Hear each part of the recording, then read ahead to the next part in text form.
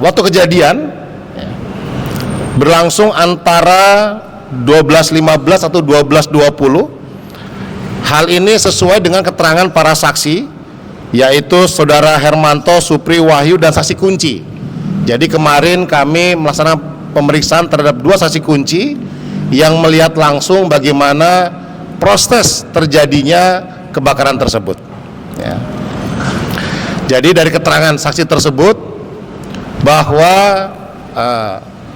baterai ya ukuran yang 30.000 ya 30.000 mAh itu dalam tumpukan ada sekitar 4 tumpukan jatuh. Kemudian menurut keterangan saksi, dari sejak jatuh itu kemudian timbul percikan api, di mana di tempat tersebut juga terdapat baterai-baterai lainnya. Selain baterai yang rusak, juga ada baterai-baterai yang sedang diservis dan sebagainya. Kemudian menyambar sehingga akhirnya di lantai 1 itu seluruhnya terbakar ya, terbakar. Kemudian khususnya di ruang inventory atau gudang mapping, tempat penyimpanan baterai drone lithium polimer atau LiPo ya. Kemudian faktor pemicu langsungnya adalah bahwa baterai LiPo yang rusak ini ya, yang ditumpuk tadi itu, di mana terdapat 6 sampai 7 baterai error ya, baterai rusak bercampur dengan baterai-baterai lainnya ya. Kemudian selain terkait adanya kebakaran tersebut, kami juga fokus pada pemeriksaan terhadap manajemen dari perusahaan, yaitu adalah manajemen terkait penyimpanan ya. Hasil penyidikan kami menemukan fakta bahwa tidak ada SOP terkait dengan penyimpanan baterai flammable atau mudah terbakar.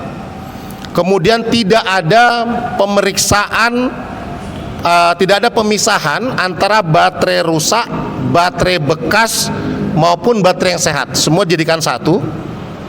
Kemudian ruang penyimpanan itu sekitar 2x2 meter ya, tanpa ventilasi, tanpa fireproofing. Kemudian genset dengan potensi panas berada di area yang sama. Kemudian berikutnya pelanggaran terkait dengan keselamatan gedung. Tidak ada pintu darurat, tidak ada sensor asap, tidak ada sistem proteksi kebakaran, tidak ada jalur evakuasi. Kemudian gedung memiliki IMB dan SLF ya, untuk perkantoran, namun digunakan juga sebagai tempat penyimpanan atau gudang. Kemudian kami mencoba hasil gelar perkara kami ya, bahwa terjadi konsistensi antara fakta keterangan para saksi dan juga dari keterangan para ahli ya, bahwa penyebab kebakaran memang berada pada lantai 1 di ruang inventory ya.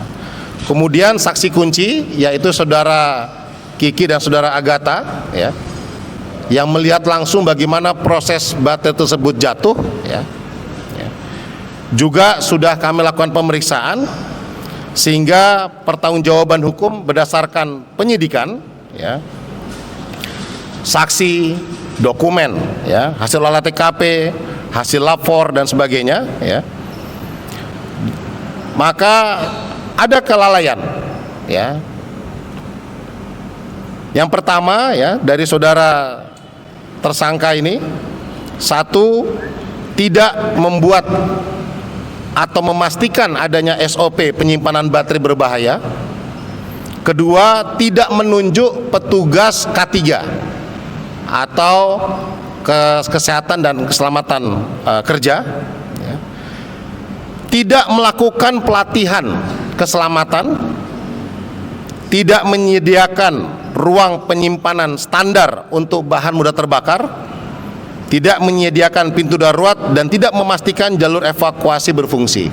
Sebagaimana kita ketahui bahwa korban 22 tersebut umumnya meninggal ya, itu bukan karena luka bakar langsung, tetapi adalah akibat tidak bisa segera menyelamatkan diri, akhirnya kemudian lemas gitu ya. Selanjutnya juga perlu kami sampaikan bahwa hasil visum ya, 15 dari 22 jenazah 70% luka bakar derajat 1 sampai 2 ya.